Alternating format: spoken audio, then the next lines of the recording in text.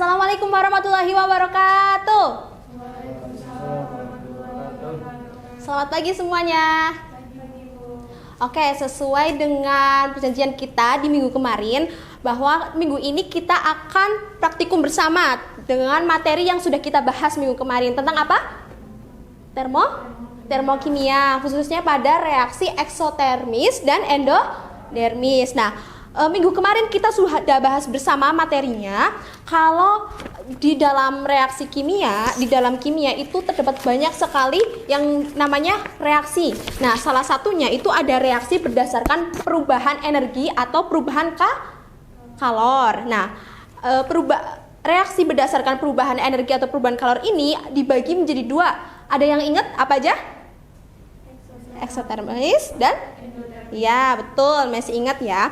Nah, ada yang masih ingat reaksi eksotermis itu yang bagaimana? Reaksi yang melepaskan kalor Dari sistem ke lingkungan. Kalau endodermis itu kebalikannya, yaitu menyerap kalor dari lingkungan ke sistem. Pintar. Nah, contoh reaksi eksotermis dalam kehidupan sehari-hari itu ada reaksi netralisasi antara asam sama basa.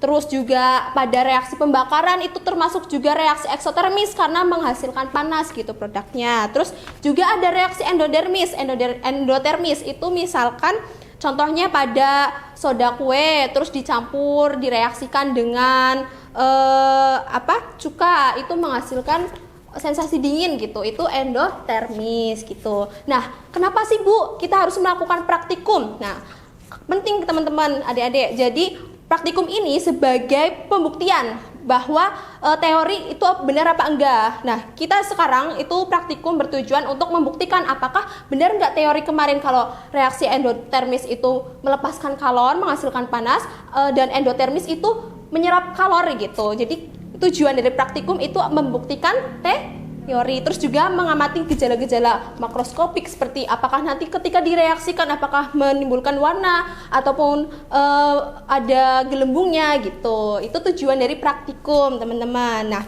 adapun tujuan khusus praktikum pada materi kita hari ini, yang pertama yaitu mengamati perbedaan karakter. Apakah di sini ciri-ciri reaksi endotermis itu kayak gimana, reaksi eksotermis itu kayak gimana, terus mengetahui perubahan suhu, apakah nanti naik atau turun gitu di dua reaksi tadi. Terus juga membuktikan bahwa reaksi kimia dapat menghasilkan atau menyerap energi panas dan ini bisa digunakan nggak ke konsep kehidupan gitu. Misalkan untuk membuat produk sesuatu, setelah kalian mengetahui eksotermis ini menghasilkan panas, jadi bisa nih diterapkan di salah satu produk gitu. Itu tujuannya ya teman-teman ya. Paham? Oke, karena sudah dijelaskan sedikit tadi dasar teori, sebelumnya Ibu mau jelasin MSDS-nya. Kalau sebelum kita praktikum, kita itu harus mengetahui MSDS. Di sini bahannya ada HCl, NaOH. Nah, HCl ini teman-teman, kalian harus tahu sifatnya korosif. Jadi kalau nanti diaduk itu nggak boleh pakai sendok yang besi atau yang dapat menyebabkan korosif gitu. Pakainya pengaduk kaca yang nggak bisa korosif. Terus juga ada NaOH. NaOH juga sama, pakainya pengaduk kaca. Terus juga soda kue. Nah, soda kue ini relatif aman ya dibandingkan sama larutan lainnya gitu. Tapi tetap teman-teman harus memakai APD. Terus juga ada HCl. HCl ini kalau kena mata itu bahaya. Terus juga ya intinya kalau sudah mengetahui MSDS-nya, kita harus menggunakan yang namanya alat perlindungan diri seperti latex, kemudian masker, jas lab, terus harus tertutup ya teman-teman ya, sepatunya ya, tertutup semua. Oke, good. Oke, setelah kita mengetahui MSDS, terus juga APD-nya udah dipakai semua, boleh teman-teman maju dua perwakilan, yang lain boleh mengikuti. Kemarin sudah ditunjuk ya, Mbak Inas dan Rahma. Oke, boleh maju ke depan. Nah, nanti di sini sudah ada alat dan bahannya. Alat bahannya itu tadi sudah alatnya ada gelas beker, terus juga ada gelas ukur. Ini nanti ada pengaduk kaca untuk mengaduk, terus termometer. Termometer itu fungsinya untuk mengetahui perubahan suhu, perubahan apakah naik apa turun, terus stopwatch itu untuk mengetahui berapa sih waktu yang dibutuhkan untuk bereaksi gitu untuk terjadi perubahan suhu gitu. Nah, nanti ada 2 percobaan, yang satu buat eksotermis, yang satu lagi buat endotermis gitu. Nah, nanti kalian harus mengamati melakukan tahap-tahap itu seperti skema yang di sini. Udah disiapkan langkah-langkahnya. Terus juga nanti ada data percobaan setelah kalian mengamati, nanti ada suhu sebelum, setelah, terus waktu yang digunakan, terus reaksinya itu apa, eksotermis atau endotermis, terus keterangannya kayak bagaimana, terus nanti ada analisis data, terus nanti kalian menjawab pertanyaan sebagai pembahasan kita, terus kesimpulan setelah kalian mengamati itu bisa menyimpulkan apa gitu. Oke, jelas? Ya, kayak langsung aja ya. Yang pertama kita eksotermis dulu teman-teman. Yang pertama, boleh di sini?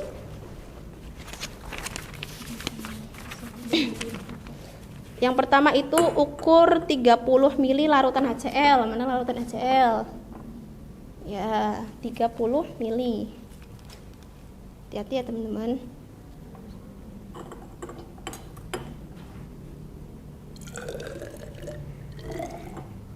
Ya, udah 30 belum?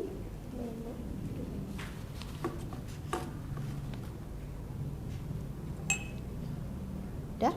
Oke, boleh. Yang kedua terus dituangkan ke dalam gelas beker.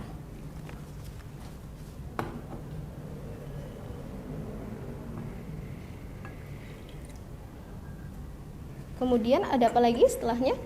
Ukur suhu awal larutan. Oke, ukur. Termometernya pakai yang ini ya, Bu? Boleh. Sebentar, bawa pulpen nggak? Bawa. Oke. Mbak Inas boleh mengamati, Rahma mencatat ya di sini ya. Ya, Bu.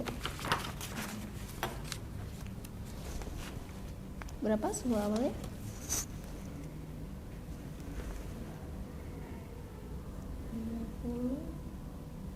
25 derajat Celcius. Oke. Kemudian setelah diukur suhu awal, Larutan NaOH. Dituangkan ke dalam. ini yang udah dipakai tadi ya? Iya, Bu. Ini NaOH. Nah, nanti ketika Rahma menuangkan, Mbak Inas pasang stopwatchnya. Bentar, disiapkan dulu.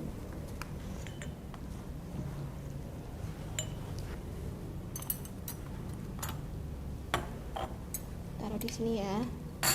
Oke. Terus nanti Mbak Inas anu stopwatch. Rahma menuangkan sambil mengaduk. Gitu. Oke, siap. Dihitung.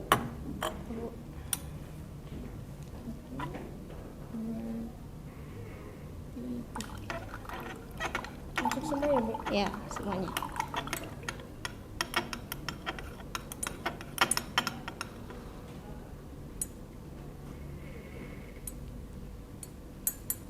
Dia mati sampai suhunya tidak berubah lagi. Ini udah, Bu, udah ngaduknya, Bu. Udah. Masih naik apa turun?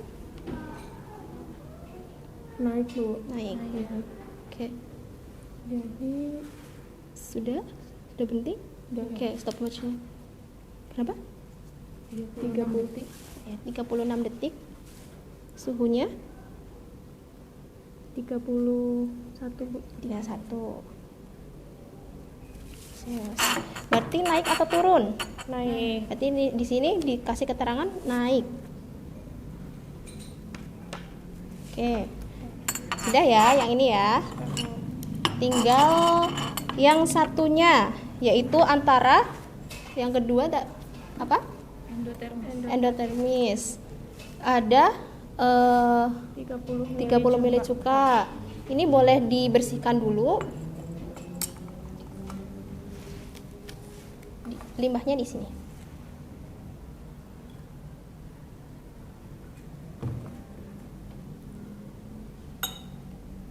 Oke. Cuka.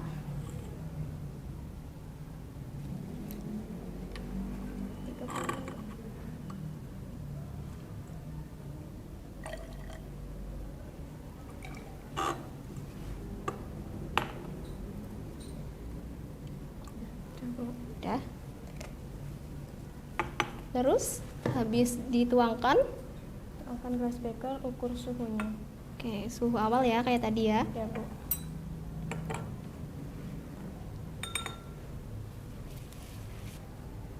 Sampai suhunya nggak berubah lagi. Udah berapa? Di 24. 24. Oke. Kemudian campurkan 20 gram soda kue. Mana soda kue? Ini. Terus kayak tadi Mbak Inas stopwatchnya, Rahma mengaduk ini. Terus termometernya ditaruh sini. Kebalik. Udah siap? Langsung semua ya Bu ini? Ya. Ada reaksi apa teman-teman? Terjadi gelembung ya? Iya Bu. Apa? Coba diamati.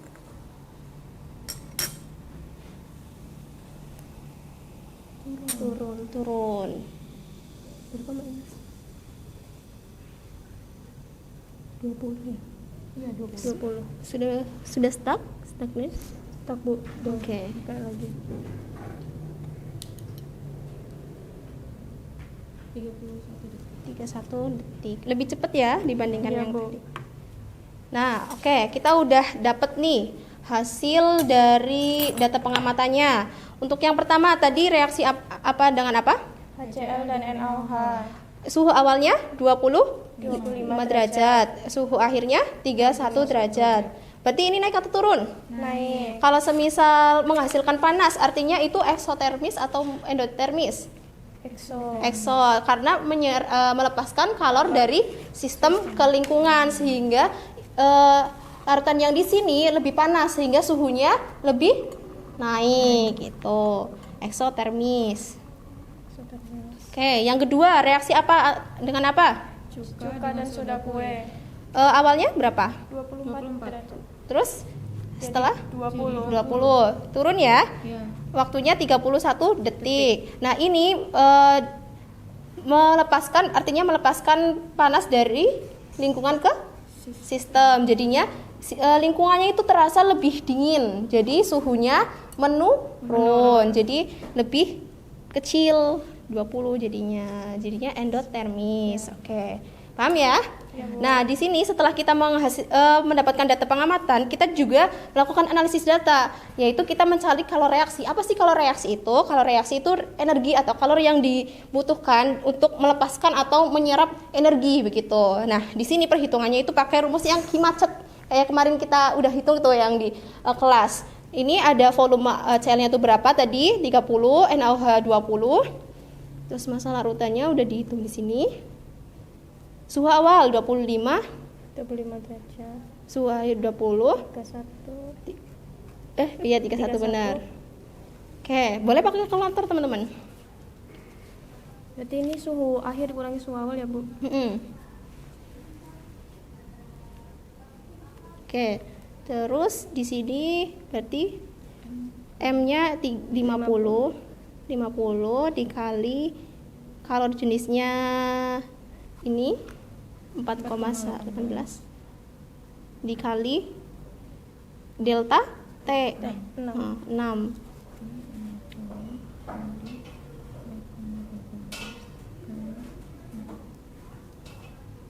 Jadi 54. Di sini nggak minus ya, Iya, ini Bu. plus ya. Artinya di sini reaksinya itu benar eksotermis, artinya yaitu melepaskan kalor. Nah, dibandingkan sama ini nanti hasilnya minus. Nanti dihitung hasilnya minus, coba ya nanti ya. Karena di sini nanti suhu awal sama suhu akhirnya, suhu awal lebih besar dibandingkan suhu akhir. Artinya nanti minus gitu. Itu artinya menyerap panas atau membutuhkan panas dari lingkungan ke sistem gitu. Paham? Paham. Oke, setelah paham, kita jawab pertanyaan untuk pembahasan. Nah, yang pertama nih teman-teman, tuliskan persamaan reaksi kimia antara HCl dengan NaOH. Tadi, yang HCl dengan NaOH menjadi NaCl plus kalor ya, karena ada panasnya ya. Terus jenis reaksinya berarti termis. Terus yang kedua, tuliskan reaksi antara soda kue dengan cuka. Soda kue berarti NaHCO3. Di sini. Nah,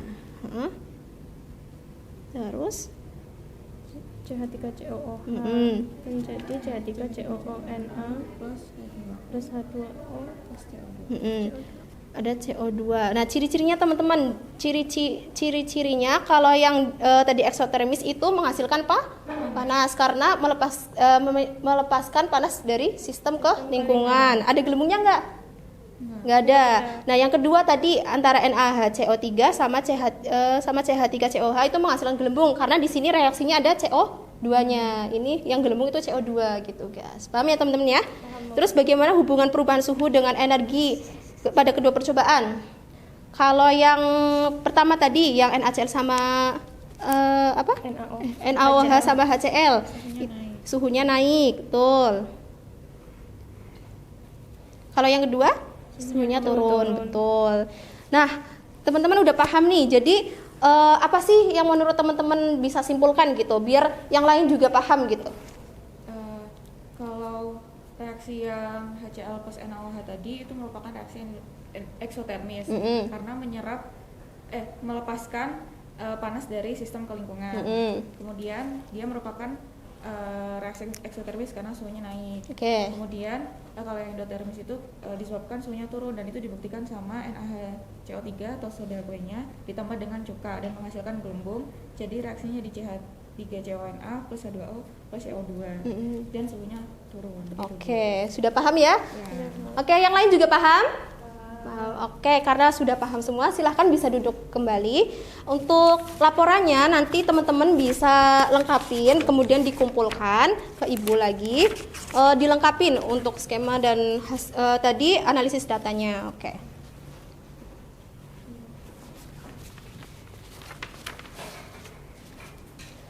Karena kalian sudah paham terkait dengan materi reaksi eksotermis, terus endotermis, terus juga prinsipnya bagaimana tadi, terus ciri-ciri karakteristiknya bagaimana. Nanti kalian jawab pertanyaan-pertanyaan yang ada di laporan tadi, kemudian juga bisa nanti nonton di YouTube atau yang lainnya untuk sumber referensi kalian lebih banyak gitu. Cukup sekian karena sudah paham. Ibu akhiri, wabillahi taufiq wal hidayah. Wassalamualaikum warahmatullahi wabarakatuh.